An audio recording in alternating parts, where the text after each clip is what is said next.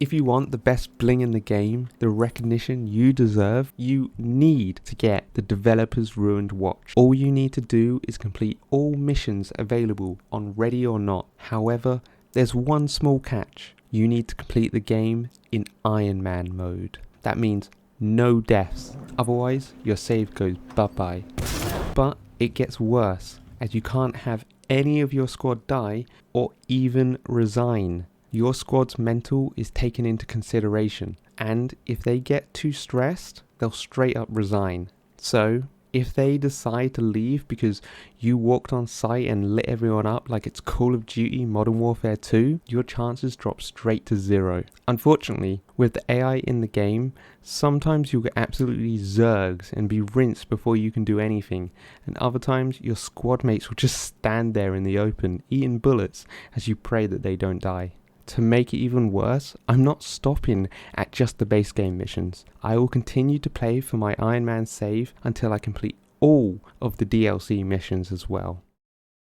ReadyorNot features 18 missions on the base game, and while that isn't too many, they are pretty well polished and each come with their own challenges. While I feel confident with most of these missions, there are just a few to be a bit more cautious on, as a lethal obsession has a considerable number of traps, greased palms is extremely open, and hide and seek is just honestly a nightmare. Initially, I wanted to customize my character so I could look great while completing these missions. Unfortunately though, I would soon learn that this was a complete waste of time. Thank You, Come Again is a nice introduction to the game, responding to teenage meth addicts robbing a downtown gas station. These robbers don't pose that much of a threat. They have no body armor, and there aren't too many of them. Although there are civilians you will want to ensure the safety of, and one that may even be used as a human shield. Unfortunately, I met my end rather quick, and I had to run it back, but second time lucky, I got it done.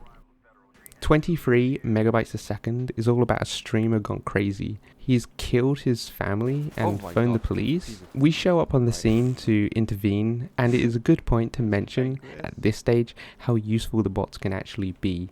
A key strategy which the key and I will see throughout this video is going to be the use of CS gas. These are a favourite of mine as they provide a wide range of crowd control, which notably can go through objects such as walls and doors. If you want to try hard, you can also listen to the number of voice lines you get from the gas to determine how many enemies there may be. Although it is important to note that another enemy could be just outside the radius, or the affected enemies may run away and not yield. Darkness, the mission. I honestly forgot how dark Twisted Nerve is, and I absolutely should have swapped to the night vision goggles for this. It made some aspects considerably harder than it needed to be, but otherwise it's generally okay. I can't see anything, dude. The spider is okay. Honestly, not much to say about this one. Careful of trip mines. A lethal obsession is littered with them, and due to this, despite only having 4 enemies, it can be quite the run ruiner for this challenge. Unfortunately, I forgot about the mines, and 2 of my squad, they got a quick ending. Day 2. We're back at a lethal obsession, and this time we won't die. Well, third time lucky. As if we weren't fed up with trip mines already, they make a return in Ides of March. Thankfully, there aren't quite as many, and after a lethal obsession, you will likely be high on edge for any potential mines. I do feel that trip mines help slow the pace for the game, and overall are pretty good, as annoying as they may be when you forget about them, but sadly it's only a couple of missions that they are really implemented on, so for the most part you can just forget that they exist. Sinuous Trail is forgettable, nothing further to add here. Ends of the Earth. This one looks really good, but lacks any real substance, at least gameplay wise. As you can tell also, I haven't really been providing much in the way of the story for ReadyorNot, and it will continue this way for the most part. The story or environmental storytelling is actually pretty good, but it will require a lot of reading dialogue and listening to a lore video to have a real appreciation. Fighting in a mail sorting facility sounds rather cool, and that's exactly what Grease Palms is. The mission is up there as one of my favorites, which is weird because it's also one of the most challenging maps. With plenty of areas you can get cross-mapped from the AI, it can certainly be a frustrating experience. Valley of the Dolls is my favorite mission, and that's for two main reasons. Firstly, something about raiding a luxury property is just awesome.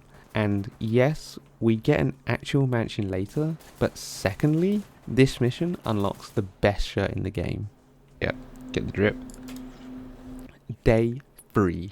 My squad's mental was actually doing alright, at least until the elephant. This mission tanked that, and I had to swap people out afterwards so that they can recover. Remember, if anyone resigns from your team, you also forfeit the challenge. I feel like this is one of those missions where the rules of engagement should also be slightly changed and allow you to be a bit more trigger happy, considering the circumstances. They just killed a hostage. Rust Belt is just like the Spider V2. The AI don't really seem to like Sins of the Father, as they quite often get stuck in certain areas, but the mission itself is actually rather fun. The tight corridors, which spread to multiple paths, create quite the high tension gameplay, as you never really know where enemies will peek you. Wire traps also reappear in this mission, which I actually only recently found out about, but thankfully they're only flashbang ones, otherwise this was going to get really awkward. Neon Tomb can be a pain to get S rank on, but luckily, we're not here for that.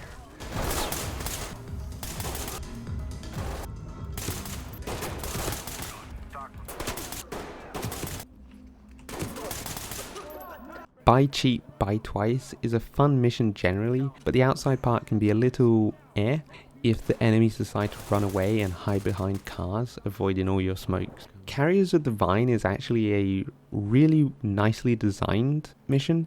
It has a lot of the maze feel like Sins of the Father.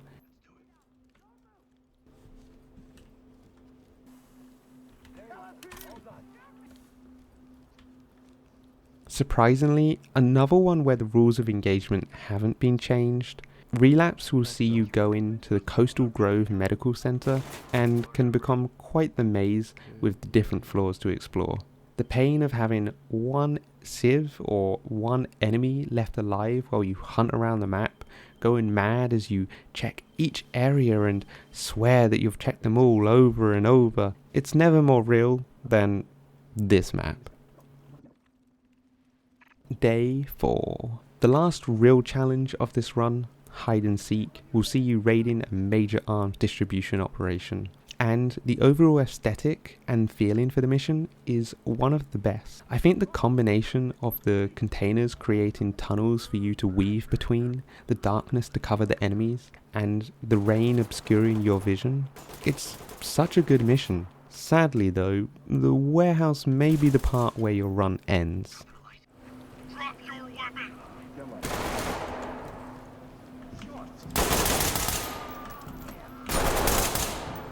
Dropping a light. The Home Invasion DLC brought 3 new missions with it, being Dorms, Narcos, and Lawmaker. Dorms is a bit of a weak mission, so unfortunately we're not onto a great start, but the other 2 are pretty good, especially Lawmaker. Day 5. Lawmaker is cool in idea, but lacks a little bit of an execution. In my opinion, given how big the map is for the mansion, I would expect a lot more enemies, but there doesn't really seem to be that many. Nothing here, sir. I feel like this house is too big for the number of enemies, like there just aren't enough. Dark Waters, the second DLC, brings 3 new maps as well. We have Mirage at Sea, Leviathan, and 3-letter Triad. I would probably say as a DLC package that this is a better offering than the previous one. Mirage at Sea is one of my favourites. It perfectly captures the tight space from some of the missions prior, while making traversing the map a breeze. The only weird thing is that on my run they started killing the civs even though I tied up the main guy, so I'm not really sure who gave the order for that. Luckily though, it didn't impact my squad's mental at all, so we're going great for the home stretch. There's a bit of an annoying achievement on Leviathan where you have to get multiple headshots from quite some distance, and spoilers, I didn't manage to get it, but it didn't matter because that's not what we're here for. The final mission, 3-letter triad, actually can be quite a tough mission, and I made sure to take full advantage of the tools at my disposal, mainly just crutching on the CS gas. But if anyone got in my way, they're going down. Rules of engagement can suck it for this mission. I'm here to finish it.